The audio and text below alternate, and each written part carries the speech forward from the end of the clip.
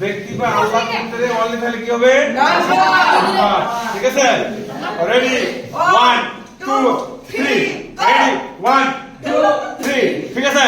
হ্যাঁ, আজকের বিষয় হলো ট্রান্সফরমেশন। আজকের বিষয় কি? ট্রান্সফরমেশন। বাক্যের মধ্যে যদি অনলি থাকে, কি থাকে? অনলি যদি থাকে তাহলে ব্যক্তি বা আল্লাহর ক্ষেত্রে কি বসবে?